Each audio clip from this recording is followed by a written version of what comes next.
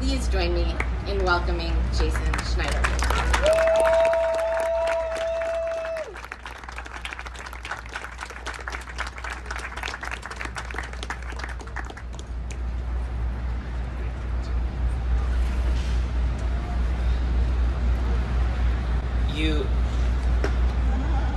You can be the you in this poem, and no one else has to know.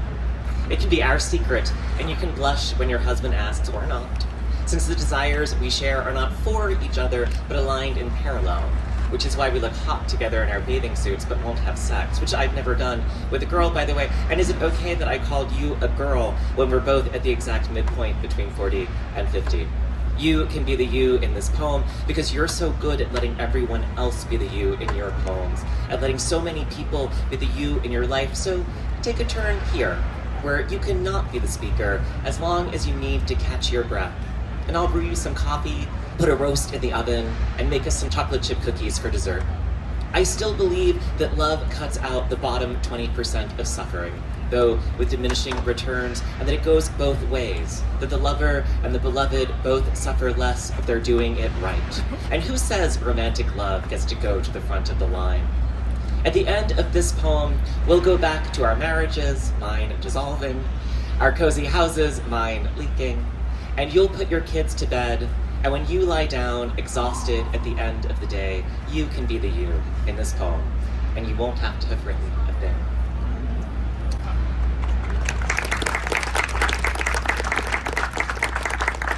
Thank you for being here. Thank you.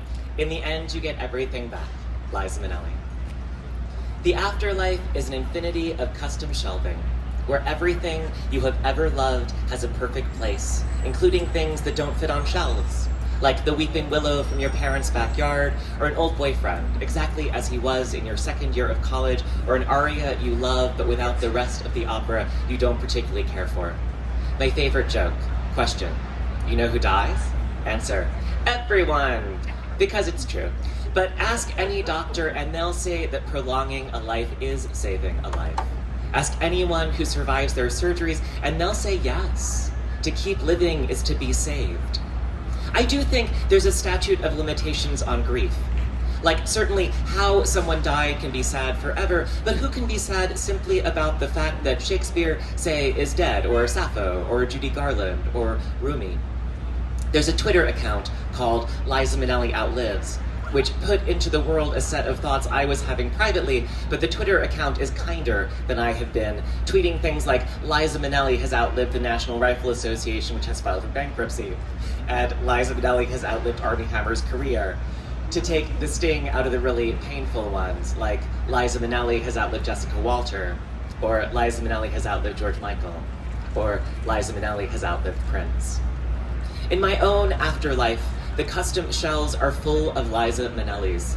Liza in Cabaret, Liza in Arrested Development, Liza singing Steam Heat on the Judy Garland Christmas special, Liza on The Muppet Show, Liza in Liza's at the Palace, and because this is heaven, Liza won't even know she's in my hall of loved objects, just as I won't know that my fandom has been placed on her shelf for when Liza Minnelli has outlived Jason Schneiderman, waiting for Liza Minnelli when Liza Minnelli has outlived Liza Minnelli, which is what fame is and what fame is not. And if Jason Schneiderman outlives Jason Schneiderman, and your love of this poem waits for me on one of my shelves and will keep me company for eternity, thank you for that.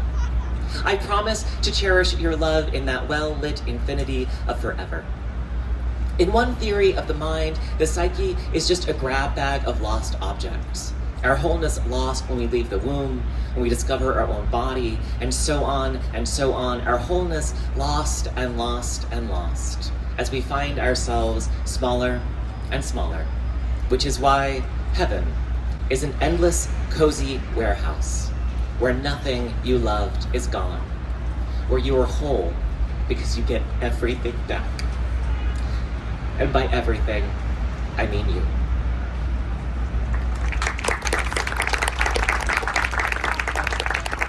So this poem, The Parable of the Dictator, after I wrote it, I was like, I can never read this. And then I did read it. And it was funny, but I think it's only going to stay funny after November if one thing happens and not the other. The parable of the dictator. After the death of the dictator, his son wanted him embalmed. His son wanted him on perpetual display in a glass box. No one knew what the dictator had wanted. The dictator had made it a crime to even speak of his death. He had not left instructions for his corpse.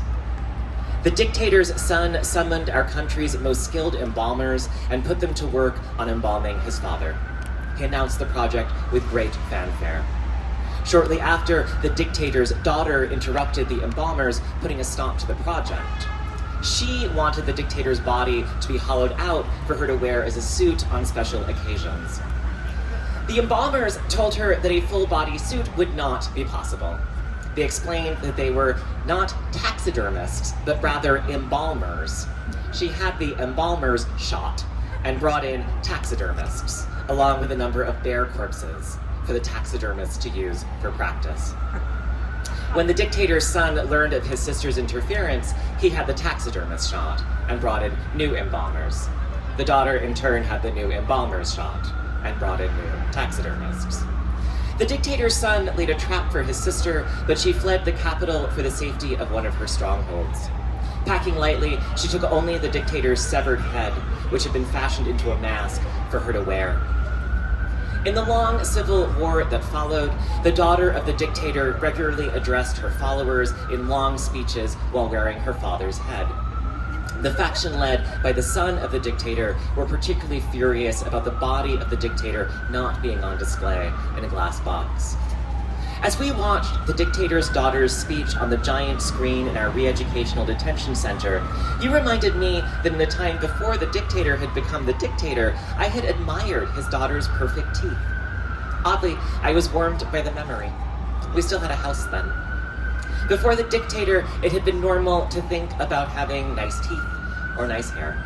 In those days, we thought a lot about our happiness and what to wear. I made a joke about mindfulness, and you laughed silently so the guards wouldn't notice us talking or holding hands. Now, as I look up at the screen, I think, well, this is happening. And it is.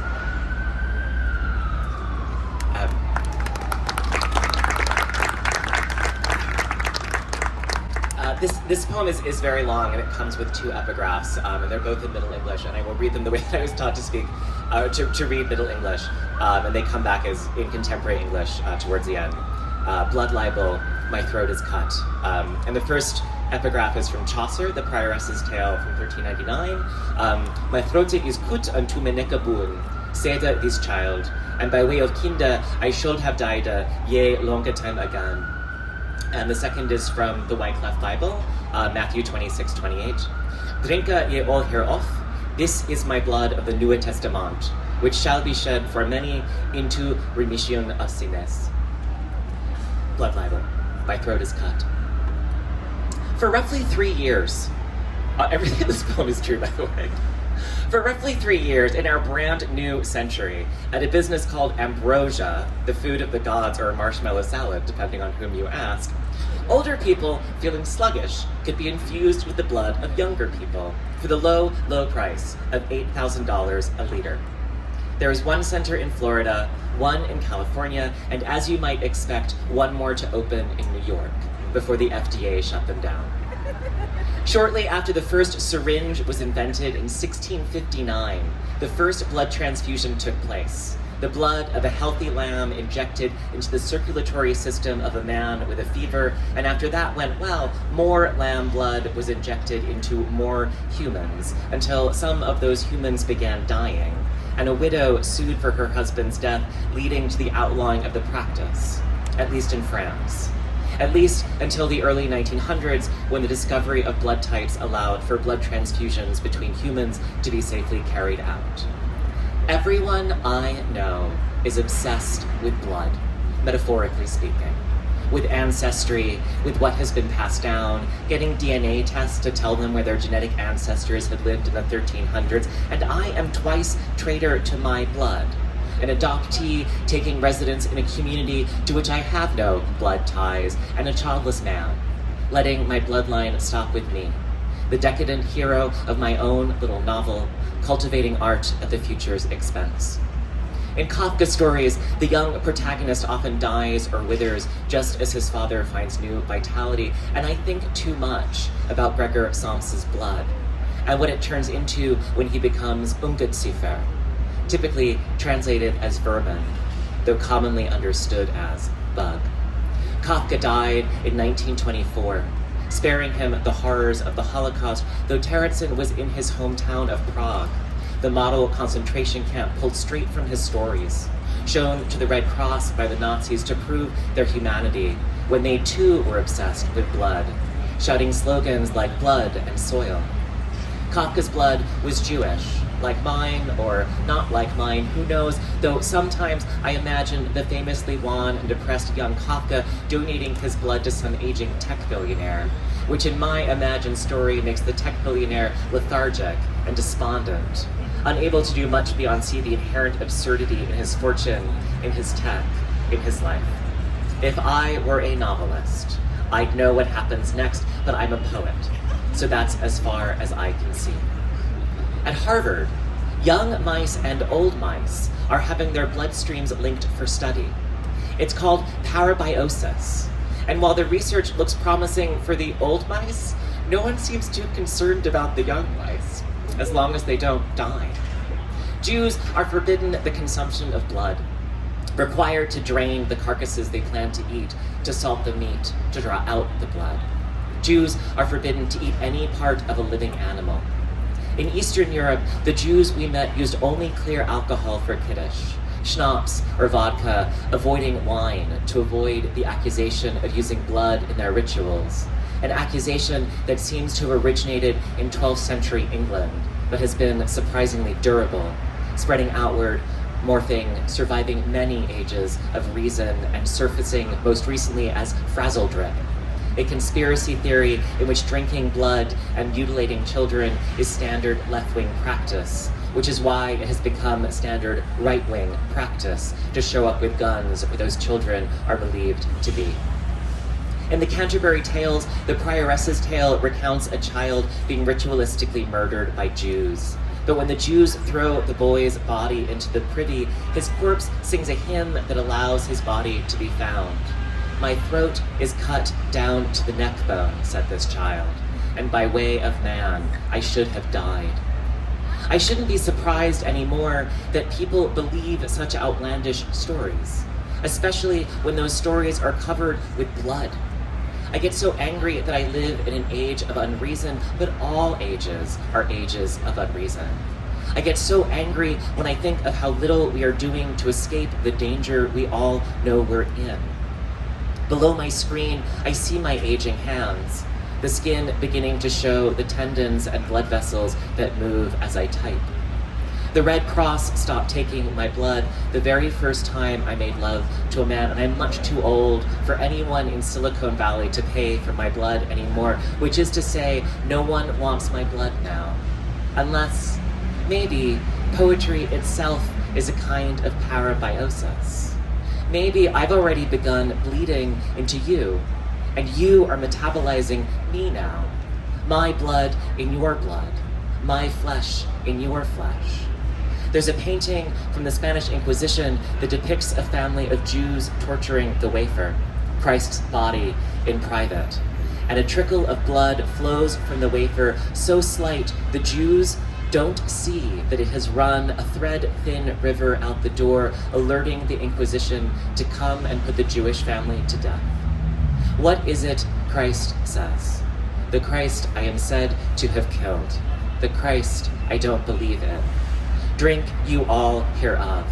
This is my blood of the New Testament, which shall be shed for many into remission of sins. I am no Christ. I am no martyr. My blood is not magic or redemptive or salvific.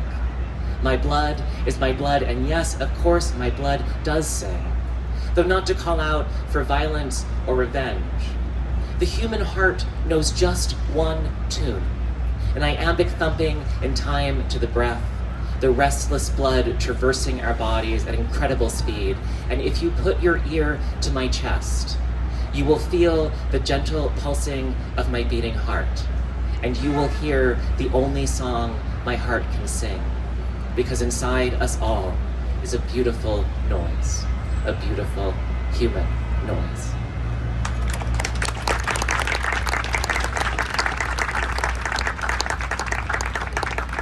I'm going to read 2 more poems. Gay divorce, free radical. I'm a free radical, an unpaired sock. My axis of symmetry is broken. I'm the sum of one part, a cup with no saucer, a hand with no ring, a book with no sequel, a phone with no charger. I am my own square root. You can raise me to any power and just end up with me. I thought I was a balloon. I thought I was a kite. I thought I could fly as high as I wanted and that you would always be there on the ground, holding my string, reeling me in when it was time to go home. Now, I'm a loosed kite, a balloon let go. I was always afraid of heights until I believed that no matter how far I fell, you would be there to catch me. When did you stop wanting to catch me? When did I stop wanting to be caught? I am whole, but I am halved. I am one left shoe on my own 2 feet. I am making brand new tracks in the newly fallen snow. Gay divorce, 10th Avenue. These streets are so bright now. In what was once the gloom of Manhattan's outer edge, the giant glowing logos beaming their fluorescent success stories into what I remember as a place of loading and unloading, of cheap real estate, of too much exhaust. Well done, 10th Avenue. Well done, Whole Foods. Well done, Peloton. Well done, H&M. I'm only 2 drinks in, perhaps 3, 4, if you count that double as 2, treading my way home from a daytime dance party, a lunch, a friend, his friends, a leather bar, and it's early enough that the trains are still only 5 minutes apart, and home I go to my clean sheets and empty bed. Empty, but for me. Empty, but for my one pillow. I love New York for the way it makes you feel small, but welcomed. Always in these streets, I feel both insignificant and special. New York is always saying, would you like some cheap pizza? Did you see this architectural marvel? Did that rat scare you? If I'd stayed a little longer at the bar, I could have woken up in a stranger's bed, which I'm allowed to do now. No check-in, no betrayal, no repercussion, but I'm afraid of those beds now.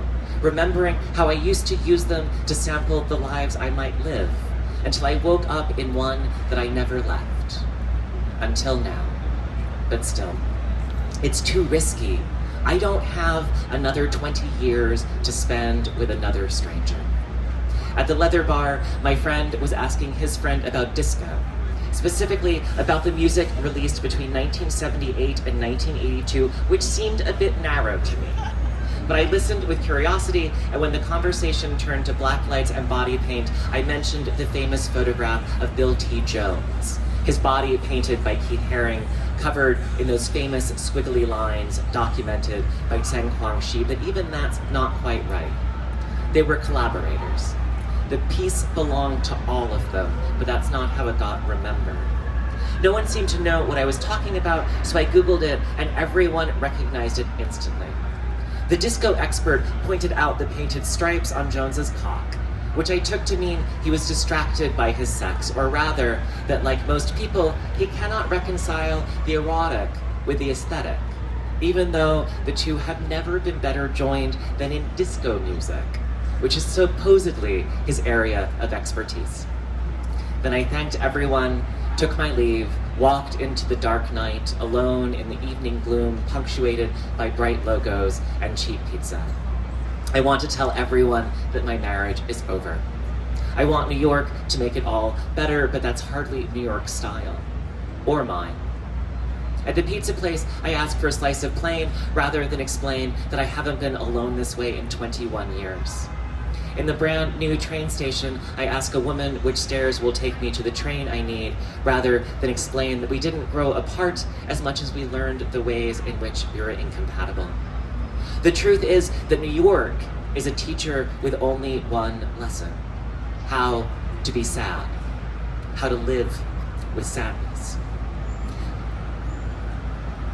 10th Avenue wants to know if I'd like to look in a window, if I'd like to cross the street, if I'd like to be illuminated by a glowing sign. The train station wants to know if I like its modern design and open spaces. The subway wants to know if the molded plastic was good for sitting on. My pillow wants to know if it's soft enough and if I'll be sleeping on my side or my back tonight. New York wraps me in its endlessly interrupted darkness, which is not the same as trying to cheer me up. I may finally have learned my lesson.